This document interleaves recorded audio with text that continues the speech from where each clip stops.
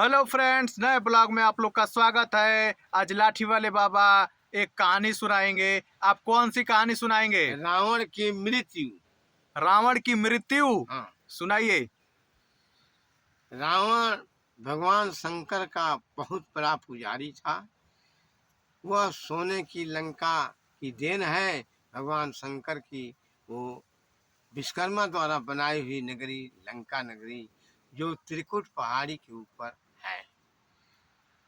रावण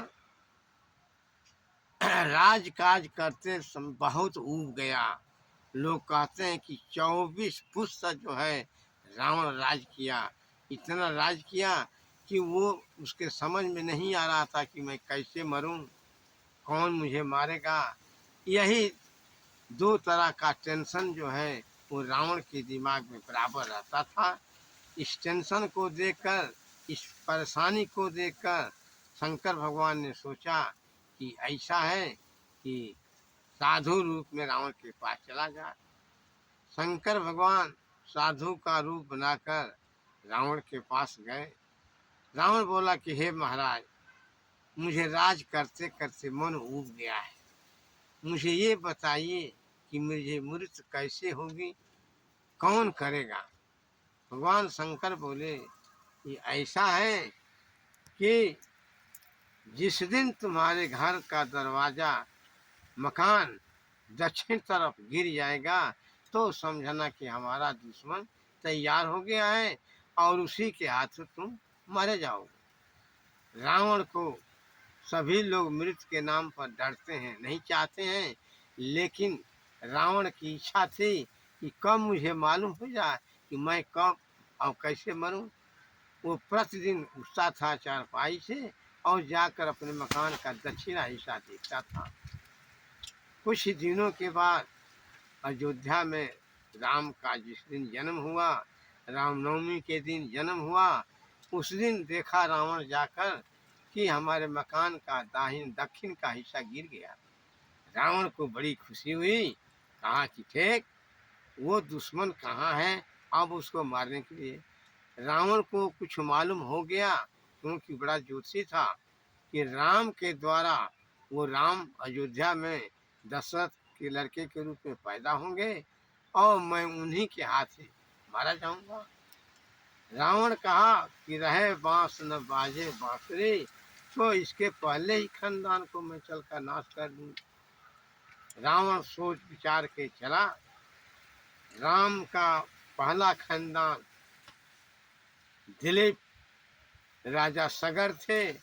राजा सगर से दिलीप हुए, दिलीप से अज हुए, अज से दशरथ हुए। इस तरह से राम का खानदान चलता गया। उसी बीच में दिलीप के खानदान के थे राजा रघु। रघु बहुत बड़े पुजारी थे, बहुत तपस्वी थे। जिस समय रावण के मन में दिमाग आया कि मैं चल करके राम के पहले उनके खानदान का नाश करूं, बड़ी खुशी के साथ रावण आया और जहाँ राजा रघु पूजा कर रहे थे, ध्यान लगाकर पीछे से रावण बैठ गया। जो पूजा पाठ में आचमन किया जाता था, रावण देखता गया कि भाई मैं भी तो यही करता हूँ। लेकिन एक घटना घट गई। उसी राजा रघु के राज में एक गाय बछड़ा चर रहे थे और एक शेर मारने के लिए पहुंचा। गाय ने पुकारा कि राजा रघु की दुहाई हो। राजा पूजा करते हुए सुन लिए। उन्होंने तृण घास का धनुष विद्या बनाकर मार दिए। शेर वहां मरा पड़ गया, मरा हुआ है, घास चल रही है। जब पूजा करके उठे, रावण गया, जाकर प्रणाम किया और कहा कि हे महर्षि, मैं ये सोचता हूँ कि मैं भी साधु हूँ, आप भी साधु हैं। जितना आचमन किए हैं मैं जानता, एक आचमन आपने ऐसा किया, जरा हमको बताइए। राजा रघु कहानी बता दिए कि मेरे राज में गाय चल रही थी, एक शेर हमला करने के हुआ, गाय मुझे पुकारी, राजा रघु की दुहाई, मैं यहीं से जान गया और यही तृण उठा करके मारा, शेर मर गया। कहा रावण कहा ठीक। रावण को विश्वास नहीं हुआ और फिर वहां गया जहाँ गाय चर रही थी, जाकर रावण देखा कि सचमुच गाय चर रही है और शेर मरा पड़ा हुआ है। रावण के दिमाग में ये बात आई कि जिस खानदान को मैं नाश करना चाहता था, नाश करने के लिए आया हूँ, आज वो खानदान के पास इतनी शक्ति है कि बैठे बैठे दुश्मन का नाश कर दिया। चले प्रणाम करें, क्षमा मांगे, नहीं तो मेरा नाश तो यहीं हो जाएगा। राजा रघु को पता चल जाएगा कि ये मेरा दुश्मन है। आया रावण और राजा रघु के चरणों में गिरा, कहा कि महाराज मेरी गलती को क्षमा करें, मुझे आशीर्वाद दें, जो गलती हो क्षमा करें। राजा रघु समझ गए कि वही मेरा दुश्मन रावण ही तो आया था, लेकिन कहे कि ठीक है जाइए। रावण गया। रावण के दिमाग में ये आया, अरे भाई जिसके खानदान में इतनी बड़ी ताकत, उससे पैदा होने वाले राम कितना महापुरुष। शायद हो सकता है कि मेरी मृत्यु जो है राम के हाथों द्वारा लिखी है। अगर मेरी मृत्यु राम के हाथ से नहीं होती तो राजा रघु तुरंत ही मुझे मार देते।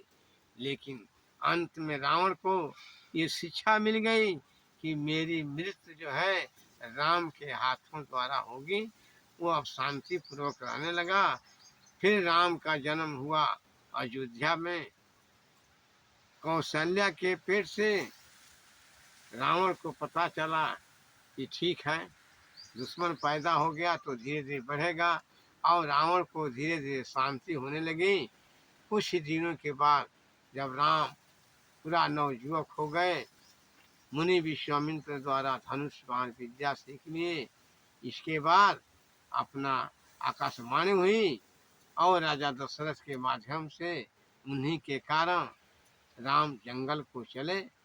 सीता का अपहरण हुआ और उसी बहाने धीरे धीरे धीरे सुपनेखिया का नाक कान काटा गया, और इसी के जरिए धीरे धीरे रावण लंका पर चढ़ाव ही, और अंत में रावण का नाश राम के हाथों हुआ। धन्यवाद। ठीक है फ्रेंड्स, लाइक और सब्सक्राइब जरूर करें और सपोर्ट करें। धन्यवाद।